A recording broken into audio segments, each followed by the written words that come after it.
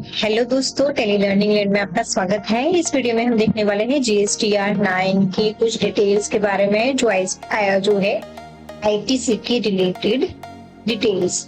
जो आईटीसी है जीएसटीआर 9 में वो बहुत इम्पोर्टेंट है हमारे लिए, बिकॉज हम जो जीएसटीआर 1 एंड जीएसटीआर 3B में हमारा रिटर्न फाइल करते हैं तो वो हमें यहाँ पे दिखाना होता है अलग अलग। तो इस वीडियो में हम उस बारे में देखने वाले हैं।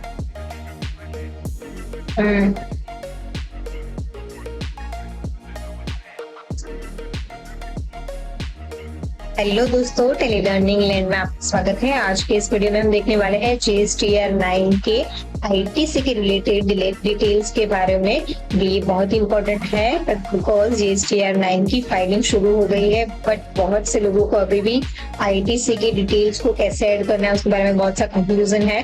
तो इसके लिए मैं इस वीडियो में दिखाने वाली हूँ कि हमें उस आईटीसी के जो रिलेटेड जो भी डिटेल्स हमें फिलअप करनी है वो कैसे करनी है। तो वीडियो शुरू कर दी। हमारा जो पार्ट 3 है, पार्ट 3 में हमें आईटीसी के रिलेटेड डिटेल्स को ऐड करना है, जिसमें हमें 3 टेबल्स दिए गए हैं, table number 6, table number 7 and table number 8। तो इस वीडियो में हम जो है टेबल नंबर 6 और 8 के बारे में बात करने वाले हैं, जिसमें हमें आईटीसी की डिटेल्स को हमें ऐड करना है। टेबल नंबर 7 जो है उसमें आईटीसी जो रिवर्स हुई है, जो एलिजिबल थी, जो डिक्लेयर रिटर्न में नहीं हुई है, उसके बारे में टेबल नंबर 7 बताया गया है। इस वीडियो में हम बात करेंगे table number 6 and table number 8 के बारे में।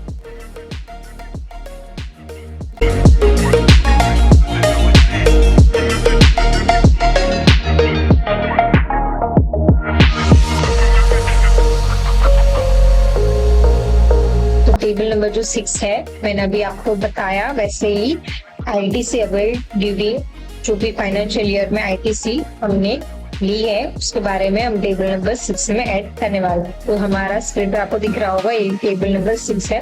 थोड़ा जूम कर दीजिए तो आपको क्लियरली दिख रहा है। टेबल नंबर 6 की डिटेल्स को हमें फिलअप करना है। तो 1 बाय 1 हम देखते जाते हैं कि हमें कौन सी जगह पे कौन सी एंट्री करनी है। सबसे पहले मैं बता दूं आपको कि जो हमारा डिटेल्स है उसको हमें लेके जाना है एंड उसमें integrated tax, central tax and state tax को हमें 1 बाय 1 फिलअप करते जाना है। तो जो फर्स्ट हमारा है वो total amount of input tax credit, हमारा इनपुट टैक्स क्रेडिट है आईटीसी, उसका टोटल अमाउंट है जो कि हमारे 3B में से लिया गया है। हम जो अपना 3B फाइल करते हैं उसका एनुअल 3B जो होता है उसको उसके बेसिस पर ये अमाउंट लिया गया है। ये जो अमाउंट है ना वो ऑटो एडिट अमाउंट है, इसको हम चेंज नहीं कर सकते। जो भी अभी हमने जीएसटीआर 9 के टेबल नंबर 4A में हमने जो ऐड किया है वो यहाँ पे ऑटो कैलकुलेट ऐड होगा। ये टेबल नंबर 4 है, यहाँ पे आपको दिख रहा होगा आईटीसी अवेलेबल है। ये पूरे के पूरा जो आईटीसी अवेलेबल है इसका टोटल अमाउंट जो होगा वो यहाँ पे हमें ए टेबल में 6A के टेबल में ऑटो फिल हो जाएगा। इसको हम कुछ भी चेंजेस नहीं कर सकते हैं। अभी ये तो ऑटो फिल हो चुका है जो हमारे 3B में ऐड किया होगा, टेबल नंबर 4A में जो हमने ऐड किया होगा उसके बेसिस पर यहाँ पे ऑटो फिल हो जाएगा। बाकी के जो टेबल्स है, जो डिटेल्स है वो हमें फाइल करनी है इसके बेसिस पर। अगर हमारे डिटेल्स ये जो 6A की डिटेल्स मैच नहीं हुई तो भी हमारी फाइलिंग कंप्लीट नहीं हो सकती। बट इसलिए हमें ये ध्यान रखना है कि बाकी की जो डिटेल्स है, इट मीन्स हम अगर मंथली जीएसटीआर 3B फाइल कर रहे हैं तो उसके बेसिस पर ही हमें ये सारे डिटेल्स को यहाँ पे ऐड करते जाना है, ताकि कोई भी लास्ट का जो हमारा टोटल अमाउंट है वो 0 हो जाए। इसके लिए हमें ये ध्यान रखना है। तो हम 1 बाय 1 उसको फिलअप कैसे करना है वो देखते जाते हैं। तो इसके बाद हमें इनवर्ट सप्लाईज जो है उसको ऐड करना है, इंक्लूडिंग हमें सेल्स के जो सप्लाई है उसको भी यहाँ पे ऐड कर देना है। तो जो भी हमारे इनवर्ट सप्लाईज है जिसमें हमें इंपोर्ट एंड रिवर्स चार्ज को नहीं लेना है बट सेल्स को लेना है। मतलब import and inward charge inward supplies है जिसमें हमारा रिवर्स चार्ज है उसके बिना हमें सारे इनवर्ट सप्लाईज को यहाँ पे ऐड कर देना है, जिसमें input capital goods and input service में हमें डिक्लेरेशन देना है। अगर आप ऐसा नहीं करना चाहे तो आप सिर्फ इनपुट में डिटेल्स को ऐड कर सकते हैं। कोई इतना इम्पोर्टेंट नहीं है कि आपको अलग अलग भी देना है, आप सिर्फ इनपुट्स में डिटेल्स फिलअप करेंगे तो भी चलेगा। नेक्स्ट, ये जो हमने बात की अभी इनवर्ट सप्लाई, जो ये टेबल नंबर 4 में हमने ऑल अदर आईटीसी में जो हमने ऐड किया होगा अपनी आईटीसी, उसको हमें यहाँ पे फिलअप करना है। जो भी ऑल अदर आईटीसी होगी वो वहां पे फिलअप होगी। नेक्स्ट जो सी है, सी, उसमें हम इनवर्ट सप्लाईज के चार्जेस लेंगे जो कि रिवर्स चार्ज है, जिसमें रिवर्स चार्ज लेबल है उसका जो हम इनवर्ट सप्लाईज होगा वो लेंगे, बट ये अनरजिस्टर्ड पर्सन के लिए है। डी फॉर्म है वो रजिस्टर्ड पर्सन के लिए, जो भी इनवर्ट सप्लाईज है ये रिवर्स चार्ज के लिए है एंड रजिस्टर्ड पर्सन के लिए। सी फॉर्म है वो अनरजिस्टर्ड पर्सन के लिए है, डी फॉर्म वो रजिस्टर्ड पर्सन के लिए है।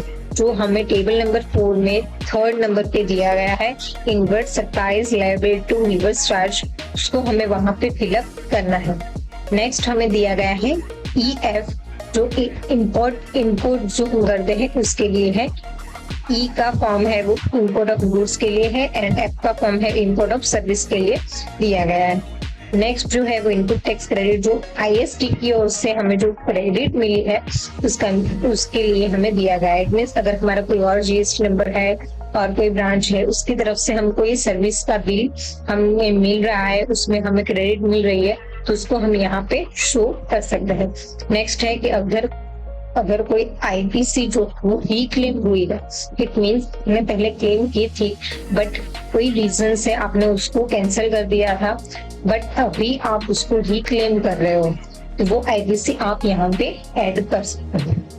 नेक्स्ट है एनी अदर आईटीसी जो है, जो ऊपर आपको ऐड करना आपसे छूट गया है, रह गया है, तो वो आप यहाँ पे ये कॉलम में ऐड कर सकते हो। तो यहाँ से इतने डिटेल्स को फिलअप करने के बाद हमें सेव कर देना है। तो यहाँ पे हमने टेबल नंबर 6 जो है वो सेव कर दिया है। अब हम बात करते हैं टेबल नंबर 8 की। अब एक इम्पॉर्टेंट बात हम करेंगे, table number 6 and table number 8 है उसको हमें मैच करना है। इसका रीजन ये है कि टेबल नंबर 6 में जो डिटेल्स हमने फिलअप की वो GSTR 3B की डिटेल्स को हमने टेबल नंबर 6 में फिलअप की। अभी जो टेबल नंबर 8 है वो सारी डिटेल्स जो है वो 2A के रिलेटेड है। जैसे मैं आपको भी फॉर्म दिखाती हूँ, ये GSTR 8 का टेबल है। ये फॉर्म में आपको दिख रहा होगा कि सबसे पहले जो हमें आईटीसी शो हो रही है वो 2A की आईटीसी है, मतलब ये जो टेबल है ये 2A के रिलेटेड है, इसलिए हमें ये ध्यान रखना है। 3B हम फाइल करते हैं, इट मींस हमारे पास जितने भी इनवॉइसेस है उसके हिसाब से हम फाइल करते हैं। बट अगर कोई और हमारे GST नंबर को ऐड कर बिल्स को फाइल कर रहा है, रिटर्न फाइल कर रहा है, तो वो हमें पता नहीं होगा। शायद ऐसा भी हो सकता है कि कोई रजिस्टर्ड पर्सन हो, उसने हमारे नाम का इनवॉइस क्रिएट करा हो, GST में शो भी करा हो, बट अगर हमें वो सेंड करना, वो मेल करना या कुरियर करना उससे छूट गया हो, अगर हमें वो इनवॉइस नहीं मिला तो हम 3B में उसको फाइल करेंगे ही नहीं, बट उसके पास इनवॉइस है तो वो ने जो GSTR 1 भरेगा उसमें फाइल जरूर करेगा। तो यहाँ पे क्वेश्चन ये होगी कि हमें 2A में वो बिल शो होगी बट हमारे पास 3B में तो वो बिल है ही नहीं। तो इस सिचुएशन में अगर हमने 3B में फाइल नहीं किया है तो हम यहाँ से उसको ऐड कर सकते हैं। यहाँ पे हमें ये ऑप्शन दिया गया, ये आपको दिख रहा है, यहाँ पे हमें ये ऑप्शन दिए गए कि हम इस सिचुएशन में ऐसा कोई बिल है तो उसको हम ये कॉलम में फाइल कर सकते हैं। तो GSTR 8 का ये जो टेबल है हमें ऐसे फिलअप करना है। तो उसके लिए हमें पहले ये चेक करना होगा कि कौन से पर्सन ने हमारे GSTR नंबर का रिटर्न फाइल किया गया है। इसके लिए हमें GSTR 2A के डेटा को एक बार वेरीफाई करना होगा। जो हमारे 2A के डेटा है वो 3B से मैच कर रहे हैं नहीं कर रहे, ये हमको वेरीफाई करना होगा। अभी यहाँ पे आपको टेबल पर directly integrated tax, central tax, state tax show हो रहा है, बट आपको बिल वाइज डिटेल्स नहीं मिल रही, तो आप उसको चेक कैसे करोगे? ये यहाँ से चेक करना बहुत ही मुश्किल है। तो उसके लिए हम क्या करेंगे, यहाँ से बैक टू GSTR 9 के डेस्कटॉप पे, यहाँ से डेस्कटॉप पे आके download table 8A document details. यहाँ से हमें टेबल 8A के डॉक्यूमेंट डिटेल्स को डाउनलोड करना है, जिसमें हमें GSTR2A के सारे डेटा मिल जाएंगे।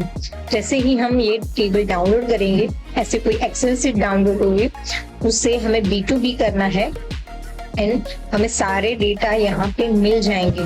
तो इसके थ्रू हम अपना जो 2A के डेटा है उसको वेरीफाई कर सकते हैं। अपने एक्सेल सीट से यहाँ पे हम मैच कर सकते हैं, अपने 3B के डेटा को भी मैच कर सकते हैं कि जो 2A के डेटा है वो हमारे 3B के डेटा से मैच कर रहे हैं कि नहीं कर रहे। अगर नहीं कर रहे हैं तो कौन से बिल की मिसमैच हो रही है। अगर कोई बिल ऐसा है जो 2A में शो हो रहा है बट 3B में शो नहीं हो रहा है, तो उसको हमें यहाँ पे इस कॉलम में ऐड कर देना है, जो हमारे 2A में शो हो रहा है बट 3B में नहीं हो रहा है। और अगर कोई ऐसा बिल है जो 2A में नहीं है बट 3B में है, तो उसको हमें यहाँ पे फिलअप करना है। ये चीज का हमें ध्यान रखना है। इसके लिए हमें पहले अपना जो एक्सेल सीट है उसको एक बार वेरीफाई करना है अपने 3B डेटा के साथ। नेक्स्ट बात करें तो ये जो A एंड B का कॉलम दिया गया है, ये ऑटो फिल कॉलम है, इसमें हम कोई भी चेंजेस नहीं कर सकते। जो 8A है वो हमारे GSTR2A के हिसाब से ऑटो फिल हो जाएगा एंड 8B का कॉलम है वो हमने टेबल नंबर 6 में जो 6B एंड 6H को फिलअप किया है उसके हिसाब से ऑटो फिल हो जाएगा। 6B एंड 6H उसका मतलब सीधा है, जैसे मैं बताती हूँ आपको कि 6B एंड 6H H का मतलब होता है GSTR3D, वो डिटेल्स में हम देखेंगे।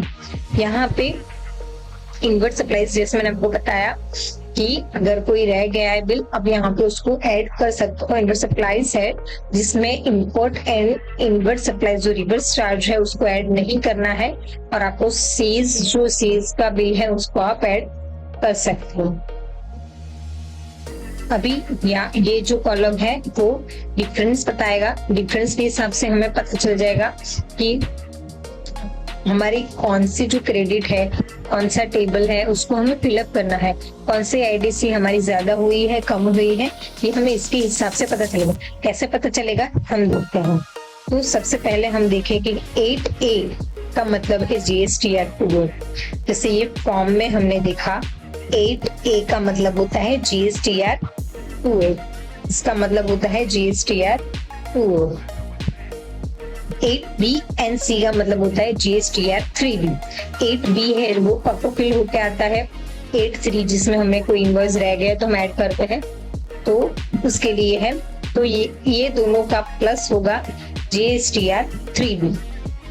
इट मीन्स अगर हम A में से 8B एंड 8C को माइनस कर देंगे तो हमारा 8D हो जाएगा। इट मीन्स GSTR2A में से GSTR3B को माइनस कर दिया जाएगा, इट मीन्स हमारा 8D बन जाएगा। GSTR2A इट मीन्स कि जो हमारे सप्लायर है, मतलब जिसने हमारे नाम का बिल रिटर्न में बताया है वो ज्यादा है, अभी 8D है वो क्या हो सकता है, पॉजिटिव भी हो सकता है, नेगेटिव भी हो सकता है, कुछ भी हो सकता है। 8D क्या है, it means 2A minus 3B, ये हमारा 8D। अभी 8D है वो पॉजिटिव भी हो सकता है, नेगेटिव भी हो सकता है। दो केसेस है हमारे पास। अगर नेगेटिव है उसका मतलब ये है कि हमारे जो 2A के डेटा है वो कम है और 3B के डेटा ज्यादा है, एंड अगर वो पॉजिटिव है इट मीन्स हमारे 2A के डेटा ज्यादा है और 3B के डेटा कम है। इसका मतलब क्या है, अगर 8D हमारा नेगेटिव आ रहा है तो हमने 3B में ज्यादा आईडीसी क्लेम कर दी है, इट मीन्स 2A में कोई बिल किसी ने हमारा बिल छोड़ दिया है फाइल करना, या फिर हमने 3B में ज्यादा बिल की एंट्री कर दी है। तो ये केसेस में आपको ENF जो मैंने बताया वहां पे आपको उसका सॉल्यूशन मिलेगा। एंड अगर वो पॉजिटिव है इट मीन्स अपने GSTR2A में ज्यादा है, 2A के डेटा ज्यादा है, 3B की कम है, इट मीन्स कोई इनवॉइस है जो हमने 3B में फाइल नहीं किया है, हम 3B में फाइल करना मिस कर गए हैं, तो उसको हमें ऐड करना है। यहाँ पर हमें उसको ऐड करना है, it is availed but not availed. तो यहाँ से हमें उसको फाइल करना है। अगर यहाँ से हम फाइल कर देंगे तो हमारा जो 3B है एंड 2A का डेटा है वो मैच हो जाएगा। नेक्स्ट जो है यहाँ पे हमें इंपोर्ट ऑफ गुड्स ऐड करना है।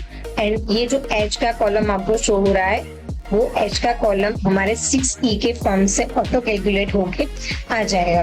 तो उसके हिसाब से हमें यहाँ पे बस ऐड कर देना है। इतना ऐड करते ही हमें यहाँ से उसको सेव कर देना है।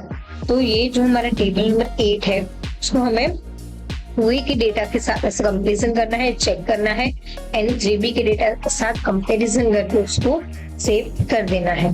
वीडियो अच्छी लगी हो तो लाइक कर दीजिए, शेयर कर दीजिए, सब्सक्राइब कीजिए टेली लर्निंग लैब।